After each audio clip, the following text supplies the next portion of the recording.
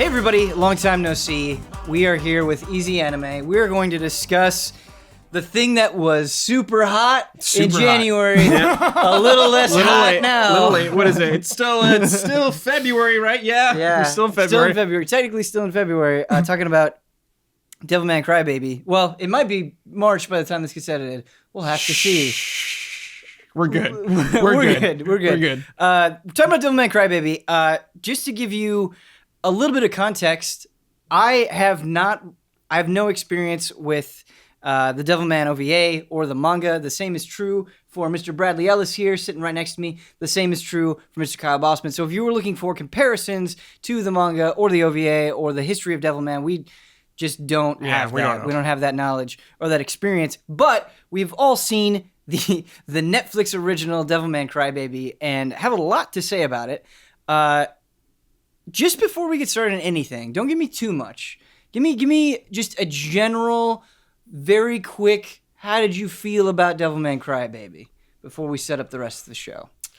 I like it. I don't think I like as much as everyone else, so. Okay.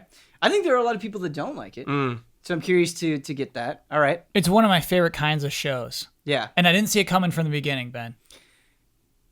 It was one of those shows, and I don't know if you went through this experience, where I felt like I liked it at first, but as it built and as it got to the conclusion, I ended up falling in love with it. Yeah. And then I was rewatching the first episode today, and there were things in the first episode that I appreciated in a way that I didn't originally, and it made me love it even more. But you might be asking yourself, for those of you who have no idea what this show is, Devilman Crybaby is a show. It's directed by Masaaki Yuasa, who I have not seen. People keep telling us to watch Ping Pong. They keep telling us to watch Tatami Galaxy. Tatami Galaxy was actually in one of the earlier EZAnime polls. I have not seen that stuff. He's very highly regarded. You know what? People tell me to watch Ping Pong all the time. Yeah. I'm actually much more inclined to right now. Because of your experience with Devilman Crybaby? Yeah. Okay. Ping Pong I'd been curious about. I'd been really curious about Tatami Galaxy, the way that it looks. Looks super intriguing to me. I'm kind of with you after watching Devilman Crybaby. I'm even more interested in it. And I think this show, on a basic level, is kind of easy to summarize, but there are a lot of layers to it.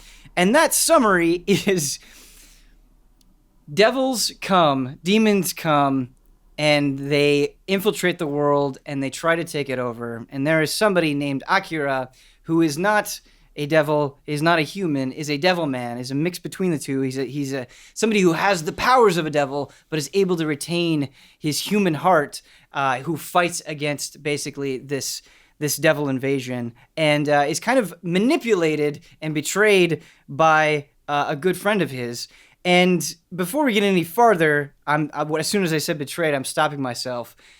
There are going to be huge spoilers for this, of right out the gate. We're going to be diving into the meat of the show and a lot of the big moments I want to talk about because I think they're so important. And so if you haven't watched Devilman yet, it is on Netflix, Devilman Crybaby. It's 10 episodes. It doesn't take that long to get through.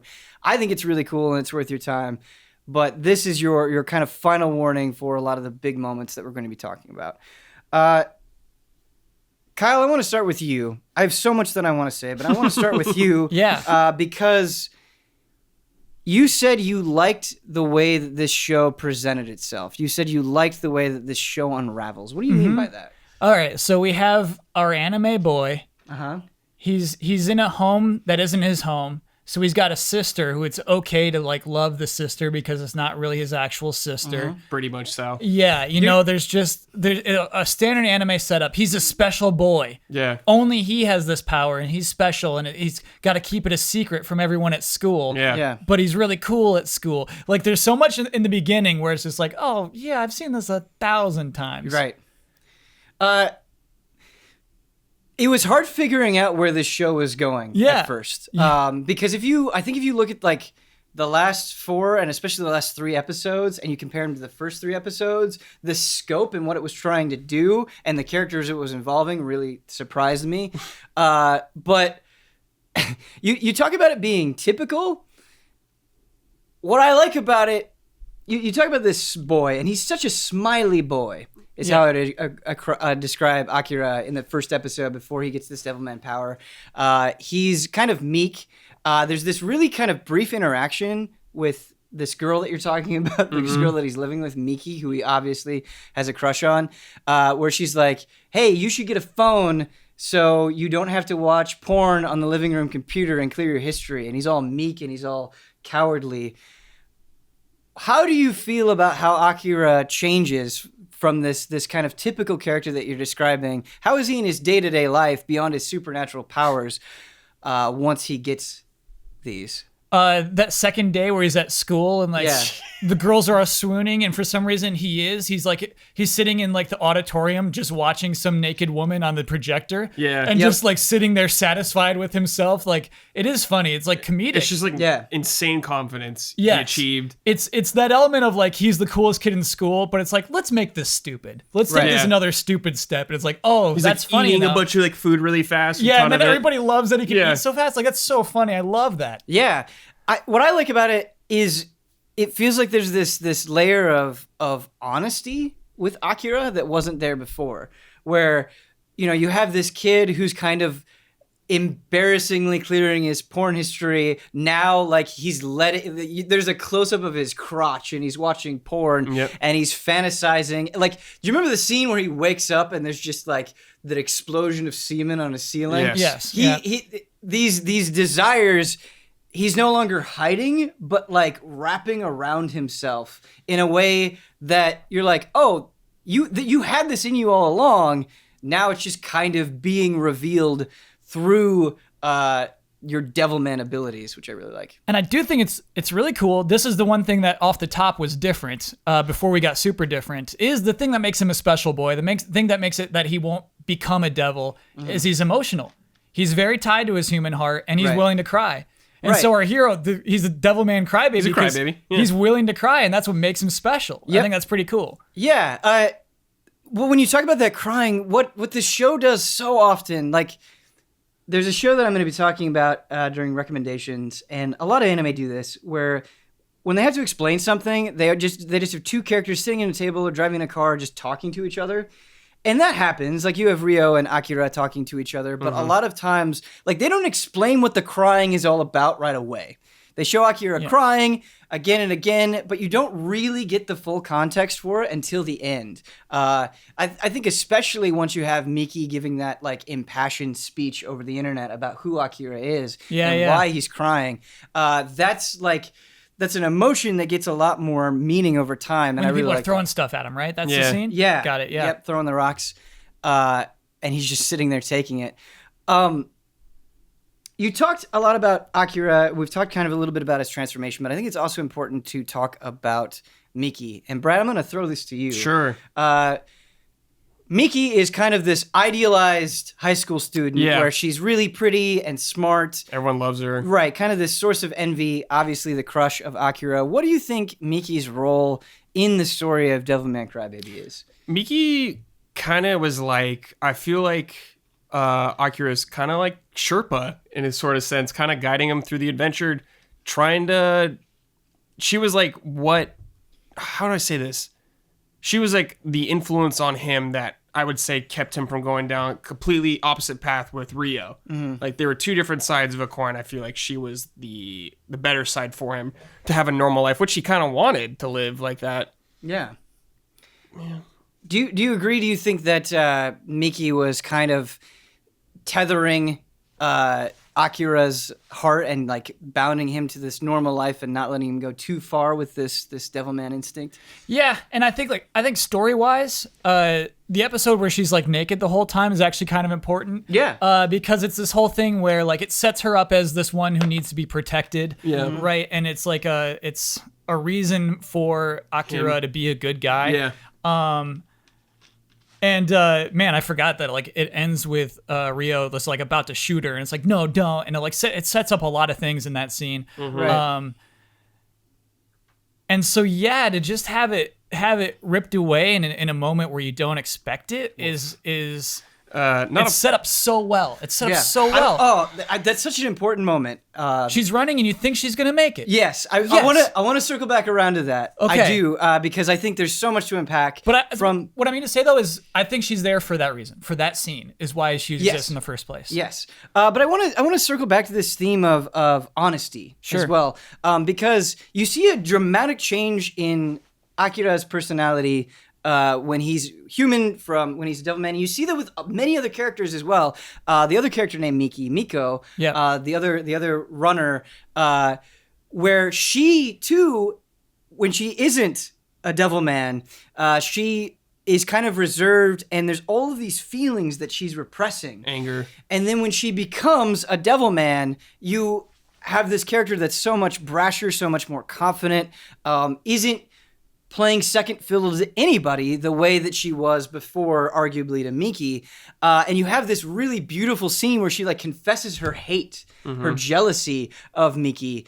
And what I like about Miki's character is she's somebody who doesn't become a devil and doesn't really change. Like, she's good at the beginning of the show and she's good at the end. And she knows that people look up to her. She knows that Miko hated her. But that doesn't change her, and she's kind of like the most consistent character. Arguably, you could argue that Satan is also very consistent, but she's kind of like this through line where she's kind of this ideal of what humanity could be. And I think that's really important with the broader themes that the show is talking about, especially when you see so many characters in the show like betray others or take power for their own advantage or abuse others. Like, she doesn't do that. And I think you need her. You need a character like her, who's kind of that test for, no, this is what it means to be a really good human. This is why Akira cares so much about her and is so distraught when she eventually gets murdered. And let's talk about that. Let's talk about that, because that, to me, that was the most emotionally impactful moment in the show. There were a couple of others that I want to bring up, but Miki just gets straight up murdered. Brad, can you kind of set the scene for us, how the show has evolved to get to that point? Okay, so show is super hyper violent. Yeah. But in a good way for, I think that's what made it so impactful, is how she dies is super violent. So pretty much she's running away. There's another dude that comes out with a knife. She runs. You're hoping she gets away. Just kidding. She gets stabbed in the back. There's blood everywhere. She dies. Then you see later her like corpse up on sticks. Everyone's celebrating her death. And it's just like the most horrible thing see to happen to this girl, this sweet, nice girl who tries to do her best, and Akira's love relationship, and you just see him snap at it. Oh God! Wait, what was the other part? I forgot. No, just kind of set the scene. How did that moment happen? How did that moment build up? Well, everyone. So at this point in the story, everyone knows that there's demons kind of throughout the world, or devils. Yeah.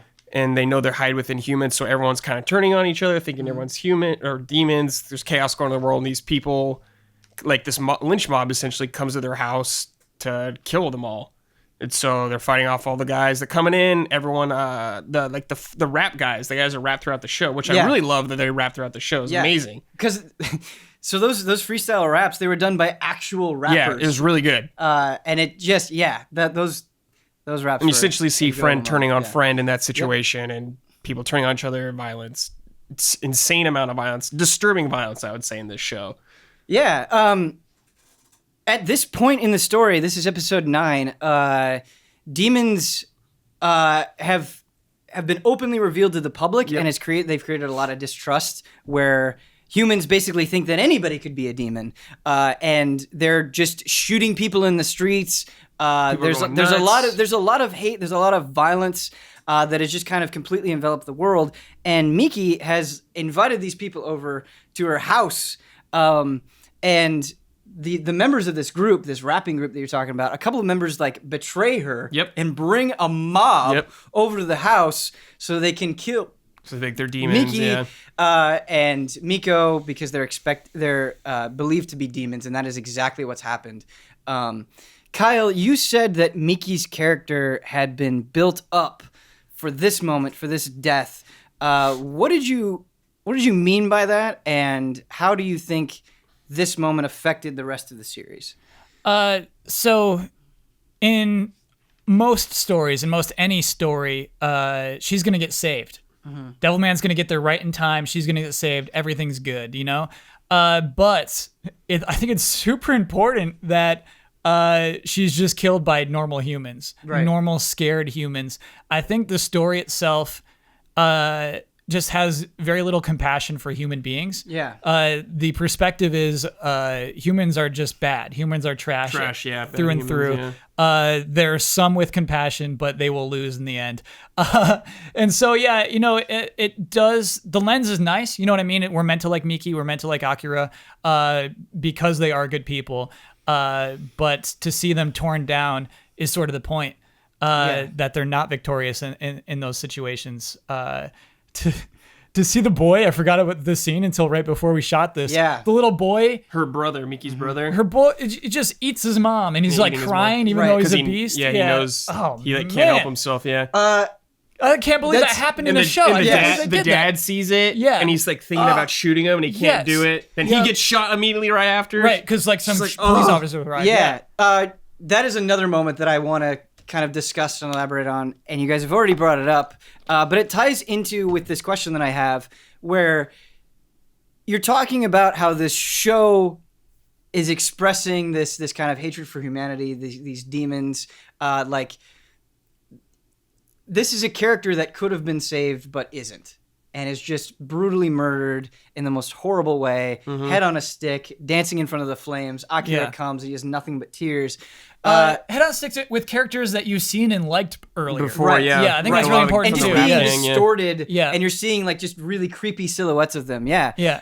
What I want to ask you is, there are other shows, there are other stories that kind of have this hopelessness, but I would say these darker shows that present this hopelessness, where characters that you've been built to care about die, I think they established that a lot earlier on. And you were talking about Miki, like in the second episode where she's saved, where Devilman basically is the hero, and he does. Is that the second episode? I believe that is the second episode. Crazy, where he's the sleazy paparazzo takes her. Yeah.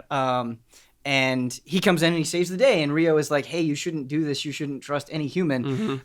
We kind of have this expectation that maybe that's what's going to happen throughout the rest of the series at this point. Yeah. How do you think Devilman builds up these emotional moments to give them weight, so that when Miki dies, it actually means something to us? That scene Brad talked about, or sorry, you talked about when she's messaging everyone. By the way, I really like the use of social media in this show. It's actually really cool. Just in a way that it makes everything relevant, and it speaks to what is true today. You know, I think that moment was important. I think earlier on in episode 9, Akira is having internal monologue where like he says like how important she is to him. And what's, you know, I think we talk about, every time I'm on this podcast, I talk about how like they always tell you not to do inner monologues and they're lazy, but I love that anime just does. Yeah, it's fine. You know, like let's just hear what his thoughts are. I think that's so good. Ben, basically, I think having that, you're shredding away hope. So basically, yes, it's so interesting the way this show devolves, and just like, so this, you have this idea of where it goes, that he's gonna be fine, he's just gonna kill demons part-time, he's just gonna go through school like normal, and then just like, oh, that's never gonna be normal again. But we still have this. And it's like, oh, school's never going to be normal again. That family's never going to be normal again. But we still got Miki. We still have her. It's okay. Down, And even in that scene, Miku is her name, the other jogger? The other runner? Miko. Miko. I mean, her name is Miki, but they call her Miko. Got it. Okay, so Miko, even like, she sacrifices herself to save Miki in that moment. And you think, okay. She's like pleading, like, let her live. Yes. Yeah. And you think that was the moment. You're like, okay, oh, that was sad. And then she's like, oh, no, Miki too. Right. And so, yeah, I just think that it's always just playing on expectations. It's playing on what we expect the entire time. And so, Ben, if this show started off with hopelessness, if this show started off just like saying humanity sucks, demons are everywhere, it would not have that impact. Right. Exactly. But because it started off in Jolly Animeville, then it hits harder by the time we get to episode 9. Because in episode 1, you have the rappers coming on the dock, and what they're rapping about is actually kind of they're expressing frustration, but Yeah. the way that it's like spliced into the show, you're right. It does kind of create this sensation of jolliness. And you used a term that I really love where you said shredding away hope. And I think what makes Devilman Crybaby so remarkable is that it is playing on the viewer's own assumptions. I think the reason why that buildup and that eventual devastation hits you so hard is because you've kind of been toyed with to assume the best. Those rappers, they're sort of like shown to you and then shuffled off to the side, and you're like, oh yeah, they'll probably be friends until the end. The people, the other track star that gets exposed and is running around the track field killing everybody that Akira saves, you kind of think to yourself like, okay, he saved him. He's shown him a good thing. He's going to be on our side. He's going to be on our side. Yeah. Just kidding. And I think it is kind of this play on, I've seen this story before. Maybe it's going to get dark. Maybe some sad things are going to happen. But I assume this kind of like basic level of goodness. And then it doesn't happen. And the way that they betray you, it's not this big drawn out thing. There's no monologue of intent. It just happens at the most opportunistic moment. And I think that's what makes it so devastating. Yeah. I remember the feeling of after episode 9 is over, and it's like, what? Why should I even watch the last episode? Yeah. What are they even going to, what's the point? Because they kick you in the balls again. Because not only, but pre-credits, do they have Akira crying in front of the flames, but what's after the credits?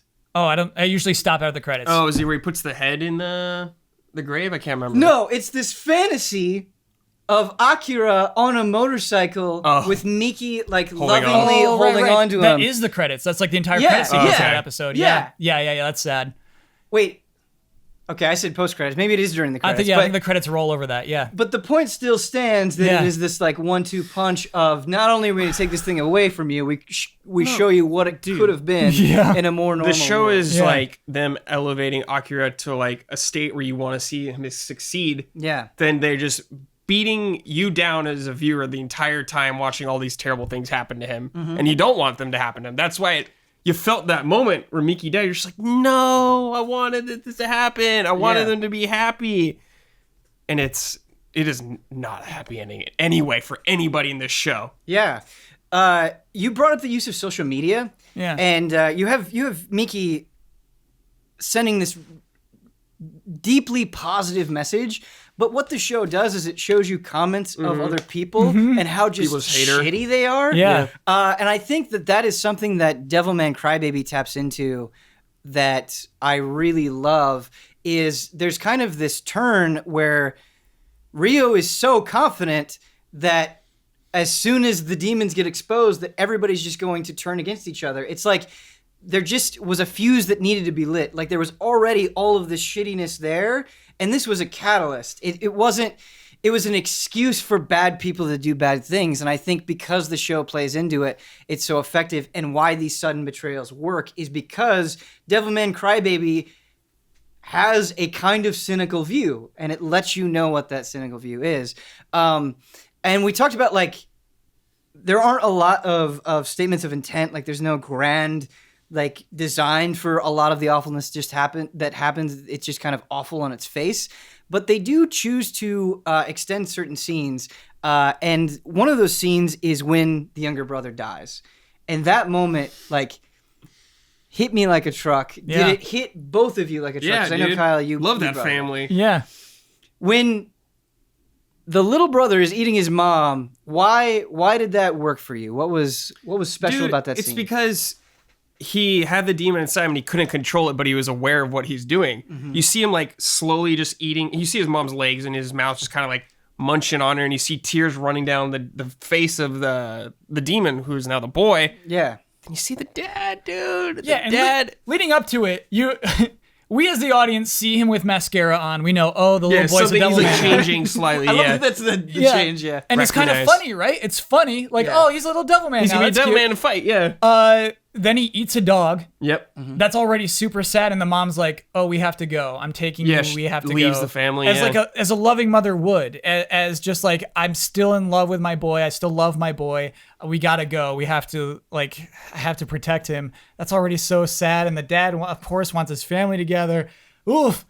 And they're just in church, and I almost think like she like fed him willingly, right? Mm-hmm. He's like, "Mom, I'm hungry." You know, she's like, "You can eat me," kind of thing. Oh, but you don't know. You don't know. Yeah, you don't know. And she's like, "Come on, let's go back to that tent." The way that they draw that scene out, it's not like the little brother becomes a devil and then goes on a rampage, which is something that we've seen before in the show. Basically, it is like, oh, I know what you are, and this is terrible. Let's try to resist this as long as possible. And you have a mother. We've seen a bunch of characters who, like, will kill even if they're not sure that other people are devils. But you have a mother that's like, I still accept you. You're still my son. Yeah. And he knows this, and he appreciates it, and he still eats his mom. Yeah. And that's the worst. But then you have the father come in, and this scene goes on for a painfully long time. You're right, where he's holding pointing the gun Yeah. at the kid, and he's like, do I shoot him? Don't I? I thought he was going to pull the trigger, like, soon. I thought it was going to be kind of a quick thing, but it just goes on such an... You see the turmoil. Yeah, you see the turmoil, and then you see, like... The dad just get shot up by people who are not involved in the situation just at all. Task force or whatever. And it's just like a layer of tragedy on top of another layer of tragedy on top of another layer of tragedy. And what's remarkable is that I feel like they invest you in these characters in such a short amount of time, despite the fact that they're drawing out these scenes. Like, you didn't care about Miki's dad before. You didn't care about Miki's mom before. You did not. You're right. That's funny. Like, her little brother was basically just comedic relief up to that point. And so the fact that this show is able to come in the span of like one episode, get you invested in their characters, I think is really remarkable. Yeah. But I think the show did a good job of making you like the parents, because they talk about how they take care of Akira and everything like that. Sure. Because his parents travel all the time. Yeah. That they're willing to do this for him. They're like good parents to their children and everything. Like, they treat Akira like a member of the family. Yeah. And you just see tragic things happen to good people. It hurts. Yeah, it absolutely does hurt. We've talked about the beginning of the show, and we've talked a lot about the end of the show. I'm going to talk a little bit about the middle. Okay. So, obviously, at the beginning, you have Akira becoming a devil man. At the end, you kind of have the world being swarmed by malevolent forces. But in the middle, you have kind of more... They're connected. They're building up to a broader thing, but kind of more individual stories. You have... Celine, the very sexualized demon who is in love with the demon that Akira is wrestling with, Amon. They have a battle. You have Akira's mother and father getting consumed by another demon. You see their faces communicating with Akira before he kills that demon. How did you feel about these two stories in particular in relation to the rest of the series? Did they work for you? Did they not work for you? How did you feel? So, Celine is her name, you said? Celine, yeah. Yeah, I believe that's how you pronounce it. Yeah, when they're like... It's funny, Amon, the demon he inhabits, like, doesn't matter. Right. But I think that the way that those characters hype him up, basically, that he was the number one demon, it kind of sets up that, like, Akira is so emotional. He's, like, the only person who could possibly not let Amon take him over. But yeah, I like that that thread is set up. I do think that his parents are underdeveloped. Absolutely. His doctor They're just parents. gone most of the time. Yeah. Yeah. And so you're not, like you just said, I was sad about the parents I didn't care about at episode 9. I was not sad about the parents I didn't care about in that episode at the airport or whatever. So let's take a look at this, because I think on paper, if you just look at this in isolation, you have a demon coming, and they do kind of set up this like, hey, Akira is living with these other people. His parents are far away. Maybe you sense some kind of longing there, some strain because of the distance. But before that can get resolved, these parents are consumed by a demon, and their faces are like crying out in agony toward their son. I think on paper you could see that hitting you like a ton of bricks. The dad becomes the demon, right? The dad becomes the demon, I think, and kills the I mom. know you definitely see the mom's face. I might be getting this completely incorrect. Yeah. I think it was the dad, because he was killing all the people on the bus. Yeah. And she's like, "What are you doing?" kind of thing like that to him. Is it that the dad can't control the demon that takes him over? Yes. Okay. All right. The demon is in like full control. Got it. Perfect. But the point still stands. You have like this demon, this father getting taken over by this demon. You have this this mother being consumed by the demon and her face crying out to her son. Yeah. I think it sounds like something that could be really dramatic, really devastating. But Kyle, it sounds like to you it wasn't because they weren't developed. Why weren't the parents developed? How could that have been made to hit you a little bit harder than it did? So we talk about it shredding away the hope, right? Yeah. It's like peeling an onion of husking hope. corn, yeah, or peeling onion. I don't know if we ever had any hopes for his parents. I don't know if we ever had any hopes that like, oh yeah, I really hope he gets back with his parents and they have like a little fun family together. Right. You know what I mean? And so yeah, I don't think that. Yeah, I mean the show keeps going after his parents are dead and he's pretty okay. Yeah. You know, and so like I wonder if it's kind of important that it wasn't a big deal because he needs to keep going because we almost still need to believe this is a normal show after that episode. Yeah. And so yeah, I wonder if it's a lessened impact because the show has to keep going. Yeah. Because it is in the middle, I think it's like they're his parents, yeah, but they don't feel like his parents probably to him. Exactly. Like Miki's parents feel like his parents because they do take care of him. His real parents are just kind of gone the whole time. Like you get a few scenes of them like learning how to tie his shoes or something like that, but you don't see much of anything else from that. Right, and what do they say? They're just like, maybe when you're older, you can come with us. Yeah, it's like, that's kind of mean. Yeah, they just kind of laugh off every exit. Yeah. Brad, I completely agree with you. If you're going to like develop this tragedy with the parents, we have to sense that something is lacking within Akira to make us feel anything. But Miki's family is treating him great. He has everything. He doesn't seem all that sad about it. He has Miki. And so it's like the storyline in the middle, and Akira is like really sad at the end. Yeah. That he kills this demon that is taken over his parents. But then it's just like the next episode, okay, we're not dealing with any like fallout from that. It doesn't have any deep lingering effects for the rest of the show. Just kind of moves along. Yeah, exactly. And so I think that's a point of contention for me with Devilman Crybaby is when I think about the moments that really stand out to me. I think about that scene at the club where Akira transforms, just from like a visual level that was like so amazing and intense and awesome. And I think about the end, and I think about the tragedy, and I think about the way that it builds, and it takes these ideas and turns them into like ideologies competing one against one another. I think it does that really well. And just like the middle, I can kind of cut out. And you said that Celine builds the mythology of Akira, and I like that, and I think that's true. But I wish we had something to attach that mythology to. Like, Amon is really nothing beyond a name. Yeah.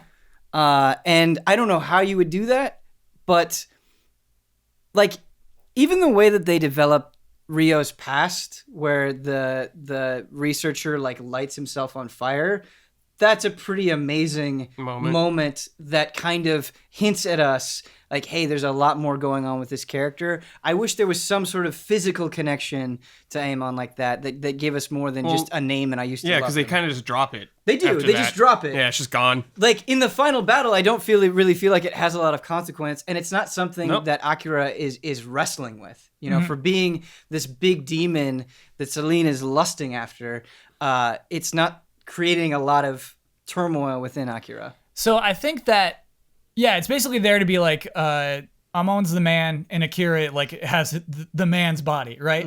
When I forget what the other guy is who's like hanging out with Serene, who's just like the second. He's like, hey, I'll sleep with you. I'm right here. Yeah. And she's like, you're not man enough. Like that's like, oh, Amon must be the man. You know what I mean? Like that's the whole point. But I think the point is to make Akira like just super powerful at a point where like he can rip apart any monster and it doesn't matter. Yeah. And so like once he's there, the show says like you can be this strong and it still won't matter. And that's what I kind of like is how powerful he is, but still so powerless. Still so powerless against everybody's suspicions about everything falling apart around him. And he's like trying to convince people he's still powerless against all that. So yeah, I think like his strength levels being off the charts, him not having any struggles with taking over the body, I think is okay. Because it's like that's not his actual struggle. His actual struggle is not to kill any of the bad guys. Like trying to solve problems that he can't with strength. Yeah. Kind of thing. Yeah. I completely buy that. That stadium, like where like the monsters rampaging around, it's just like, oh man, that's another one that's like, oh, they can't hide devils anymore. Right. That's like, oh, everybody knows now? That's where the show's going? Man, yeah. Oh, wow. Yeah, it's quite a scene. I do think the violence is impactful. I don't think it's ever like there just for the sake of it. When do you think the violence was the most impactful? I think in that scene, I think just seeing like high school track kids getting mutilated by a monster. Yeah. I think, as you said, that opening scene in the club is like just, whoa, hold on. I actually like how it's animated when he's like ripping demons in two. Because like they kind of like don't bother animating them as much, just in terms of lines. You know, they're just kind of like broadly drawn figures that just go. Yeah, face ripped off. Yeah. I always like that. I just yeah, it's fun. There's like an innate joy to watching him kill the demons. Yeah, and it's just like, well, that's gonna be joyless for you. Like that's not the point. I think the violence is appropriate though for feeling the impact of like. We keep coming to this, but Miki's death, like how it's super brutal and everyone around him with the head on the sticks, it made it way more impactful and depressing and scary than her just like getting stabbed and her body just being there. Like not chopped up, no nothing, like he puts her head in like a grave later on in the show. I think that impact of like the violence really kind of goes with like the theme of the show of showing how horrible everything can be. Yeah. I don't know if I've personally ever seen like a raw, grosser depiction of demons in my entire life, particularly during that first scene. I mean, throughout the whole show, really, but like, I forgot about the transformations. Right, the transformations are amazing, and they just kind of like liquefy everything. Do you remember that girl when they come into the club? And she's like, "Oh, you're cute," and then like kisses him to like put drugs in his mouth. Yeah, she just seems like kind of this nice, free person, and then all of a sudden she's laughing and just like pissing on the ground, and then like her boobs like extend and become really long, and her eyes come out, and then you have like a buttocks turn into eyes and like a tongue come out of it, and it's just. Crazy. Deeply disturbing. Yeah. It reminded me of Berserk a lot of the designs. Sure, I think Berserk is a fair comparison to it, but I like their use of color. Yeah, demons are like very like they're different kind of demons, but I'm saying like super like weird, unique demons like that. Yeah, and I think the way that the show uses color throughout all of it, like at the beginning when everything is kind of pure and high schooly, you've got like the sunset, and that's used very well. But during this like transformation scene, it's just like a harsh red over everything. And a lot of the demons in that scene and throughout the rest of the show, they're not like super well defined. They're not like insanely detailed creatures. It's just like, I'm kind of a disgusting blob of yellow or purple. And I think that lack of detail and the way that they can move around like makes them even more terrifying, in my opinion. Yeah, I feel like the stronger the demons were, the more like humanoid almost they were. I mean, obviously Satan is like complete like humanoid, but like there was that little like demon in Second Command. He was like a weird guy with like a mask. He was really tiny. He looked like a little puffball or something. But he had like some rainbow attack, I remember. Oh, the one who used to be Ryo's assistant. Yeah. That weird scene where like she bends over and there's like boobs hanging out. Yeah. And he's like, that's too sexual. Yeah. And like that, man, you have no idea what that thing is. That's so funny. She just is like a butler with a crazy face for most of the show. Yeah, I was like, what's going on there? Yeah. That was just somebody taking care of Satan. Even though Satan didn't know he was Satan that one day. And it's just like, I got to take care of you, man, because you're going to pay off. We haven't talked about Ryo. We haven't talked about Satan all that much. And I think we really need to. Sure. Kyle, what did you think about this character throughout the show and how they presented themselves? And how did you feel about them as an antagonist? Really good antagonist. We think he's a good guy, straight out. Do you? Do you think so? Yep. Because he's like, we're gonna find these demons. Because in the put a stop to them. In the very first episode in that club, he's the one that breaks the bottle and just starts murdering people. And he pulls out the machine gun on the dock even before. Right. That's true. And he says when he's murdering people in the club, he says, "Don't worry, they're scum anyway." Yeah. He's very elitist. But I do think the show is kind of presenting like, hey, no, he's a lot different than Akira, but like what he's fighting for is ultimately good. Right. So how do you think the show convinces you that he's a good guy? Yeah. The relationship that they have with each other. He's super caring. Yeah. And basically with characters like, it's stupid, but if you just have somebody be the best friend of your main character, you like that best friend more. You know, like, oh, well, they have this relationship. And the way they bounce off each other and joke with each other, the history they have with each other, it makes you like them. And there's not much else to like him for. I guess he has some panache. He always has his back. He's helping a lot. I mean, he gives Akira that motorcycle, you know what I mean? And it feels like he's like helping him along the missions. It feels like he's like the one who's like, okay, the next demon we're going to find here. Again, when I'm like putting together the anime I thought it was in the beginning, you know, I just thought he's like the taskmaster, the one who's just like giving everybody their missions. Yeah, the brains. Yeah. And I still think though, Ben, you're right. You're still suspicious of him the entire time. Right. Well, especially when he like has the plan of revealing the demons to everybody in the world, and it's just murdering everyone. He doesn't seem to care that much that people are dying. And I think there's still a scene with the two of them up in that apartment after that. We're just like, hey, what's going on? Is everything okay? Yeah, everything's okay. It's like, oh, yeah. There's like this trust that Akira has because like do you remember he like blows up the mother of the paparazzi guy? Like he just puts a bomb in there and just blows that mom on the computer. What do you say? Like, don't log in. And knowing that she's going to log in, she's a human, she's going to have that temptation. Yeah. She had it coming. To him, she had it coming. Yeah. Yeah. I think the way that Rio views the world is so cool because we talked about these high school kids and they're heavily involved in track. And track isn't just like something where they can get together and have that jealousy build up, or it's not just some extra curricular activity that they can do because they're high school students. Like it's used in the primary theme of the show, where in the first episode they're running. You see them at track practice, and then Rio says like, running for humans is pointless. They can't be fast as these other creatures. It's through vehicles, it's through machines where you know they kind of shine. And then you have Miki at the end talking about why she runs. It's like, I don't know why I do it. I do it because I want to. And like, I kind of got this sense that she's representing this idea of, even though it may not be the most logical thing, even though I may not, like, compared to demons or other creatures, I may not be the best at it. If you view it as futile, like, she's kind of taking joy in that futility. And that sort of represents, like, the view of humanity, where it's like, they're kind of, like, flopping around in futility, and Rio is like, why? Like, let's just get rid of them. Let's just wipe them out. Like, just this mercilessly cold individual. Do you care about that individual? Do you care about what happens to somebody who views humanity as pointless? Do I care about him? Do you care about Rio? Do you care about I was Satan? curious to see where his motivations will go and why he's doing what he's doing.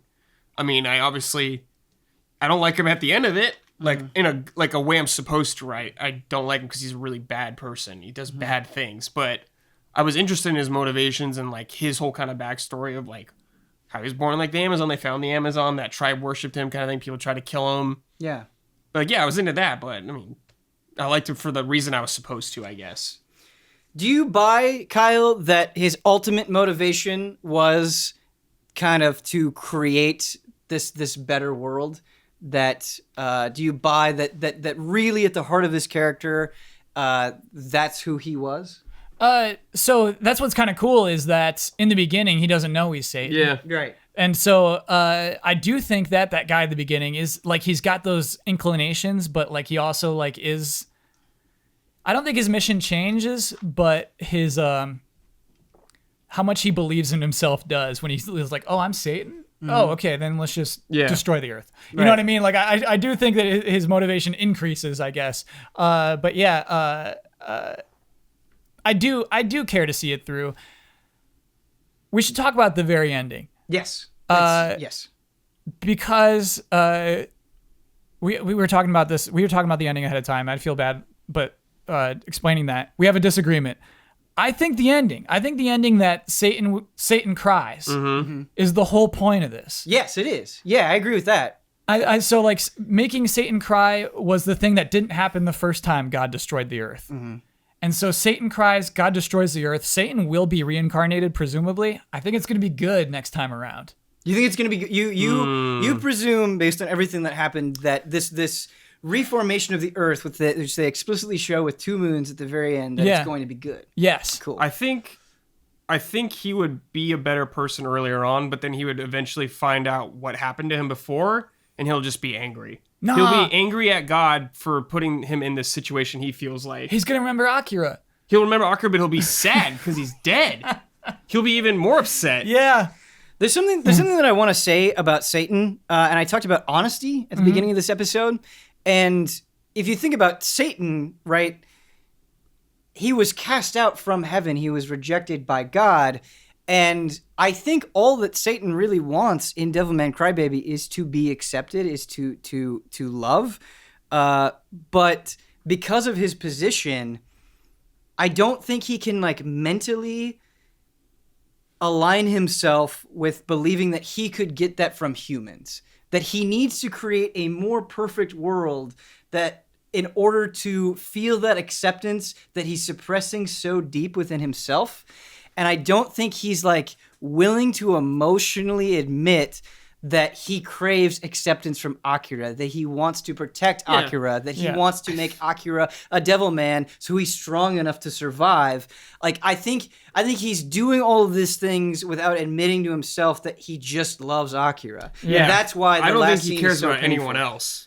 No, Like, he doesn't. He doesn't Yeah. care about anyone. It's just Akira. Yeah. Yeah. And to me, what is so beautiful, what is an incredible moment at the end of the show is they're fighting. Basically, the whole world is destroyed, and you have Satan and you have Akira, and Satan is basically like giving a confession to Akira. He's like pouring out his feelings, but Akira is dead. Yeah. He's a corpse. Yeah. He's been severed from the half, torso yeah. down. Yeah.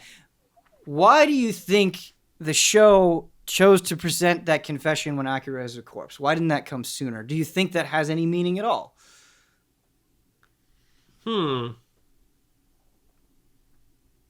Yeah, I guess so. I guess does Satan not realize it? I do feel like I think at the end of it he looks and says like Akira, like Yeah. there? Like I feel like he thought he was alive when he was talking to him. Do you yeah. Which makes it Or more he's tragic just, in my He's eyes. just super delusional. If it's Akira and Satan like holding hands as God destroys the earth, it's a less effective ending. Yeah. Like it's almost like Akira had to die for Satan to cry. This is how I feel about it. So you think that Satan thought that Akira was alive until like the very, very, very end? I think so. I think because I think that's what ultimately brings him to tears. Because he realizes he's dead when he's talking to him after a minute. Yeah. See, I have like a slightly different reading, and I hope I can explain this, where I sort of agree with you, but I think it's kind of in line with like Satan sort of living this lie where he's saying like we need this perfect world for this reason, but is not connecting it with this desire to be approved. That at that moment when he starts crying, when he has that realization, when he has that breakdown, that is the single moment where he accepts that he destroyed the thing that he wanted all along. That's what I think. Yeah, but he's talking to Akira and he's like, Akira, are you listening to me? And he's like calling him. Then he like notices that he's dead. That's what I interpreted it as. I think he knew he was dead the whole time. I guess the distinction that I'm trying to make is he didn't admit it until the end. Okay, maybe, yeah, maybe. I can get that. But I could be wrong. That's just my. No, reading on it. I could see that for sure. I like reading into it though. I like having guesses because tying back into the end here. I think the question is when we're talking about this new world that is reborn, and we've seen everything in this show and the certain competing worldviews that we've seen play out in this show. We have to decide what's going to happen, and you say things are going to turn out for the better. Yeah. That Akira and Satan are going to be there, and they're going to learn this time. My question to you is there even an Akira and Satan? There's going to be another Satan. There's gonna be Satan. I don't think there'll be Akira. Yeah. He's dead, man. He's in heaven. They showed him all like sitting down, having dinner or whatever at that meal table, right? What? I think so. Like they had like a weird flash after he got shot with the big beam. I'm trying to remember right, but I feel like I totally forget they were that, like Brad. kind of showing totally him forget it like too. Got it. I don't know. Okay. I think I remember this, but like showing them kind of like in heaven. Yeah. I don't think Akira's And coming like back. the whole thing to me, like Satan's alone. Like that's the thing. Like, Right. Akira's gone. He'll never be there. He's alone now. But pretty sure now you guys are making me doubt this, but I was like 100% sure. You wouldn't make that up. You wouldn't make that up, I Okay. feel like. So yeah, I got to trust Brad on that one. Now I want to go and just watch the, Yeah, we gotta the final like check 5 minutes of the show. Check the tape.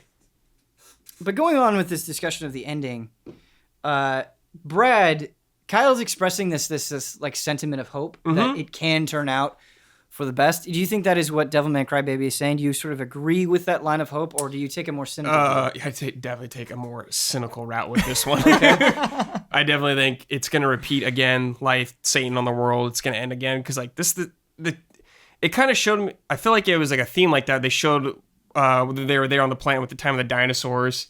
Then God gave like the hard reset, and now he did it again. And I feel like Satan is gonna go back to his old ways because his nature is rebellion against God. So they're always going to clash. The world is going to reset. Satan's going to influence the world and it's going to turn to shit like it did this time. Satan never cried the other times. I know, but like he might be more angry now. It's true. We need a sequel. That would be interesting if they did that. Just like another reboot. Yeah, it'd be insane. I would not watch it. Thinking about it a little bit more, I guess I have like kind of a more neutral stance. Sure. I do think the same forces are going to be at play again, and I think that's like what Devilman Crybaby goes out of its way to say, where it's like it's brutally honest in this such a refreshing way, where I think it tells you straight up, it's like, hey, you have to accept that the world is a shitty place, and that sometimes you're going to be like Akira and you're going to be like Miki and you're going to be fighting, and you could frame that fight as futile. Like you on your own aren't going to be able to do much, but I think if you're somebody who is going to fight, you can find value in that fight. You can find value in like being able to cry at things like Akira did, or believe until the last minute like Miki did. Like if you can find purpose in that futility, like maybe it will turn out the other way. Like maybe you do this situation and you just repeat it over and over again, and sometimes Akira is cut in half and Satan wins and everything's sad, and sometimes Akira and Miki are on that motorcycle and everything's happy and it's an ideal world. Like I think what Devilman Crybaby is saying, or what I'm interpreting it to say, is that the world is a place where both things can happen. And I think that realistic perspective is why the story was so effective for me. I don't know. Yeah. Kyle? Totally. Yeah. Does that sound like complete BS to you? No, I think it's good. Yeah. I think, Okay. Balance in the force. Light and dark side. I want to keep talking about this forever. We're rapidly running out of time. We got a stream to do. Just a 10 episode series. Just Isn't that 10 episode crazy? series. Yeah, Yeah, there's so it's much to talk Good about. length. Didn't need to it's be cool. any longer. Yeah, I agree. And like Brad, when we did the Hellsing Ultimate episode, Kyle, that was our last episode before this. I enjoyed it, but it was one of those things that you enjoyed where you kind of watched and you're like, oh, that was cool, and then you kind of put back on the shelf. Sitting here and talking to you guys and recounting these scenes, it has honestly filled me with like so much emotion. I've doubted myself on certain takes on events, but like I want to keep digging with it. Like I don't want to put it back on the shelf. I want to keep digging because like it brought things out of me, and that is the best feeling. I mean, I just think Hellsing and this are completely different. Absolutely. Yeah. Absolutely. Hellsing's just like sick action. Yeah. No, that is not an attempt to trash on Hellsing. That is an attempt to like praise what Devilman Crybaby brought out of me, and I think it's really cool. But for the final part of our show, we're going to talk about recommendations. Anime. And if you guys want to recommend something that is it. anime, whatever you one. want, we've recommended games, we've recommended whatever. I got one. Take me away, Brad. I'm going to recommend Dragon Ball. Okay. Just Dragon Ball, not Dragon Ball Z, the original Dragon Ball. As someone who grew up initially with Z, then I've seen a lot of Dragon Ball, but now I'm going through it again, or I'm going through it and getting past stuff I've never seen before. Yeah. I'm getting so much more appreciation and context just from these characters and situations, seeing like more where they're coming from, more from like I don't want to spoil like other characters, but like, okay, Krillin, and like getting the relationship between Krillin and Goku as they're growing up training with Master Roshi has given me so much more appreciation for moments in Dragon Ball Z. I think if you've not seen Dragon Ball, which I know a lot of people here start with Dragon Ball Z, I think you should totally watch it. Do it to yourself. It's a different kind of show. There's more adventure, but there is elements of Dragon Ball Z-esque in it, the fighting, you think of like that. Yeah. Super great animation. Love the story. Love the characters. Just good stuff, man. It's expanding on a world I love already in a great way. Yeah. Like when I think about it like the Star Wars and the Star Wars prequels, but it's a prequel I really like, actually. Nice. What's interesting, Brad, is before you were watching Dragon Ball, you were watching Dragon Ball Super. And so you were at the end, and you're going back to the beginning. Yeah, man. Just in terms of like pace and tone, like do you have a preference? Are they wildly different? Are there a lot of similarities between the two for you? There's similarities for sure, but each series I feel like kind of has its own identity. And I feel like Dragon Ball's identity is more so adventure. Yeah. Yeah. Yeah. Compared to Z. Like Z, like there's definitely adventure, like going to Namek, collecting Dragon Balls, but I feel like the Dragon Balls themselves are so much more important in Dragon Ball. Because, there is no like necessarily like aliens yet coming in. Like they're not traveling to different planets yet or anything like that. Just way more small scale and appropriate size that builds up in like a way that makes sense from Dragon Ball to Dragon Ball Z. Yeah. I really like that you bring up travel because like in Dragon Ball Super, Goku has instant transmission, can get anywhere in the blink of an eye. They can travel, thanks to Whis, between universes very, very quickly. Yeah. And so, very rarely I feel like you're going to a place in Dragon Ball Super and you're just at a bunch of different places. Whereas in Dragon Ball, I think there is a lot of story. Yeah, a lot of traveling. Yeah. The progression from one place showing to like another. a lot of the world actually that Dragon Ball takes place in. Like I know they show some in Z a little, but this one you definitely see more of the world, like, and you see like much like weird creatures like fox. Like there's so many animals just in this show. People are just animals. It's rad. Yeah, it's good stuff, man. Good fights. Yep. Lore. Kyle, do you have a recommendation? I have a soft recommendation. It's just something I'm watching right now that I kind of like haven't watched much of it. Kyle, I just want to jump in really quickly. We should change the recommendation segment to what we're watching right now segment because I feel like that's a more literal take on what it is. Because my thing, I haven't finished it either, but I'm going through it. Yeah. Yeah. So it's a show called Overlord. Oh, nice. Do you know this? I know of it, and I want to watch it, but I have not yet. So I'm excited to hear about it. So here's the premise, and it's one of those shows where like I'll fall asleep to it, and I'm like, oh, you know what, I'm interested in this. It's a guy stuck in an MMO. Oh, dude, I just looked at this too, like Same thing? 2 days ago. Yeah. Here's what's so cool is the protagonist is just this giant skull dude. His face is a skull. Okay. It rarely ever opens. It only opens if he's surprised. He's Okay. like, huh? But most of the dialogue just comes through his clenched teeth.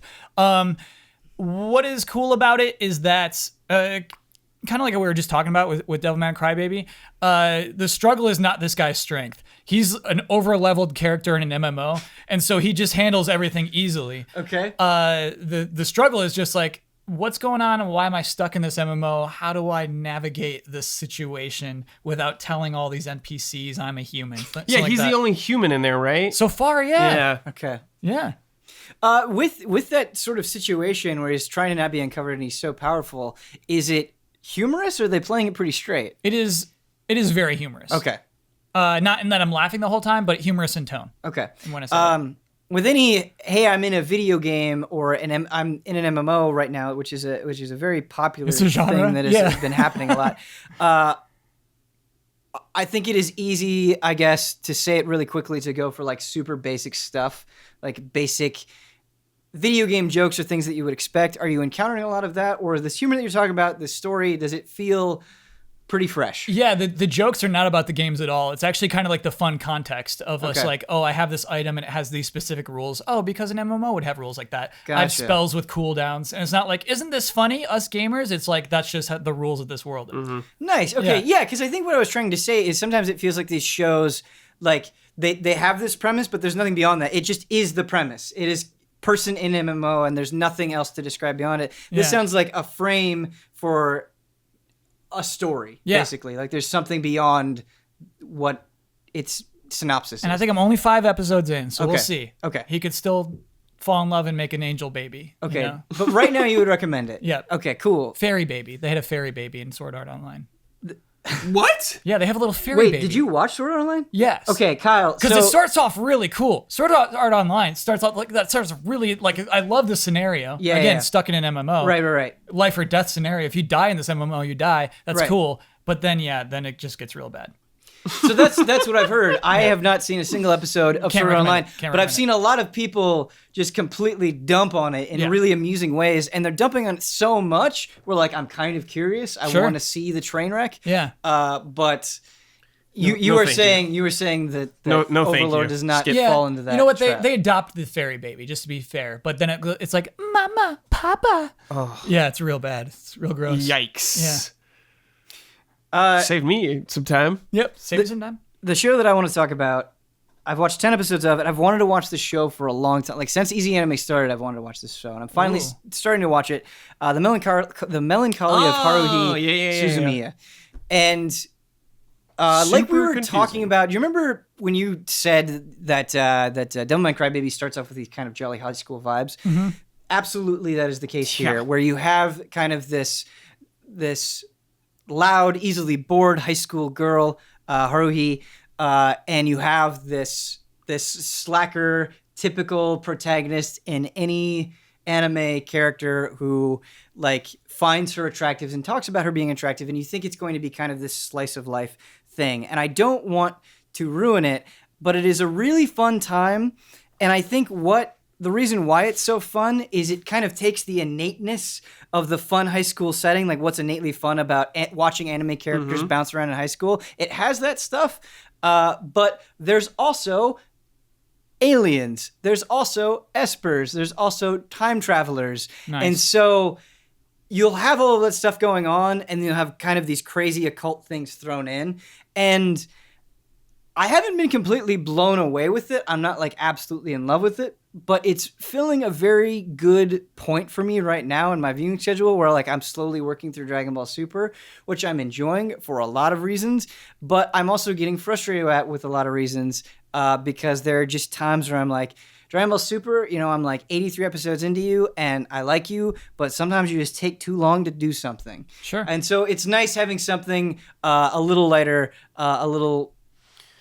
I think those episodes are in like a weird order too. So that's the last thing that I want to talk about with Haruhi Suzumiya is there's like a bunch of different ways that you can watch it. Oh, there's like a broadcast order. Do your research before watching this one. Yeah. There's a broadcast order. There's a chronological order, and so it's based on a light novel. And basically, the way that a lot of the ways that you can watch it just kind of shuffles around the core story, and like you can watch it in a way where there's some filler spreading out the core story, or you can get a lot of the core story up front. And so if you do choose to watch it, it's on Crunchyroll, it's on Funimation, you can also buy it on Blu-ray. And I think it is a fun time. I'm enjoying it so far. I'm curious how I will feel once I get through the second season and finish off the first season, watch the second season, and do the movie. But I'm having a good time with it so far. What I am doing is I'm not putting too much thought into how I'm watching it. It's like when I'm watching it on a streaming service, I'm just watching episode 1, 2, 3, 4, 5. Yeah. When I'm throwing in the Blu-ray, I'm just watching, whatever episode I'm going. Because to be honest with you, when I said like, hey, I'm just watching the show to have a good time, I really mean it. Like I'm usually pretty tired, falling asleep, as Kyle Bossman is aware for anime. So maybe I'm doing it wrong. Maybe I'm not watching it in the best way. You're having fun, so... But yeah, I'm just having a good watching time, it dude. in Don't make it work. That's order. victory, yeah. But if you do choose to watch it, that might be something you want to look into and research. But fun show. I'm glad I'm finally watching it. And yeah, that's gonna be we did it. Yeah. There's one last thing that we should say. The reason this episode took so long is there were scheduling conflicts that came up, and we just kept pushing it off. This is a show that we don't prioritize over other obligations, Correct. And so it kind of got pushed into oblivion. But moving forward, what we talked about, we're having a hard time figuring out the scheduling for EZAnime, and so it is not something that we're going to commit to a monthly thing. We don't know when the next episode is going to be. Yeah, and I think it's an important reason why we're doing that is because sometimes the stuff we take on is super long. Right. Sometimes, like Ben, I know we've been like cramming through anime sometimes like that. Yeah. I just don't think that's fun when you do that a lot. Absolutely. And we've had, the the Hajime no Ippo episode where it's like, okay, let's try to cram through this huge shonen anime that we really like. Yeah. But it's like, oh, wait, we were, I was only able to get through 40 episodes. Oh, damn, that sucks. We don't want to do that. Like, Right. We want to be able to come and talk about it and give you, as an informed opinion as we possibly can. We're probably going to make a lot of mistakes along the way. I want to talk about it when we feel like we're ready to talk about it. Yeah, and so absolutely. And as much as I enjoy talking about anime with Brad and Kyle and Huber and whoever else wants to be on, we are also focused on video games as well. Absolutely. And those are those are usually the priority. Trying to watch anime and play through multiple Divinity. 20, 50, 60, 100-hour games to get through. Yeah. But you know what, though? The VO for the Divinity review is done. All we need to do is cut that thing up. Whoa. That'll finally just be off the back. Nice. We'll just put that Dude, thing that's down. a huge backpack to take Yeah. off and put down. And so I'm sorry if you're hearing this and you're disappointed, but there's also been a lot of times where we've promised dates for things like EZAnime, not just EZAnime, but EZAnime in this particular instance, and we weren't able to do that. And I don't want to do that. Like, I don't want to tell you something's going to happen and it doesn't happen. And so I'd rather be more upfront and say, like, we don't know when this is going to happen, and go from there. But I think that's good policy. Yeah. I hope you enjoy doing it, Brad. Yeah, man. It's good stuff. Kyle, I hope you enjoy when you're on here. Yeah, I mean, 10 episodes, beginning to end, is like really nice. Yes. That's a good. Yeah, That's a good thing. Not throwing very One nice. Piece at you or anything like Yeah, that. that's good. Yeah, it's been a long time since we've done EZAnime. It's been a while since the Hellsing episode, so I hope you enjoyed this episode. And we will see you on the next time on EZAnime. We will see you when we see you.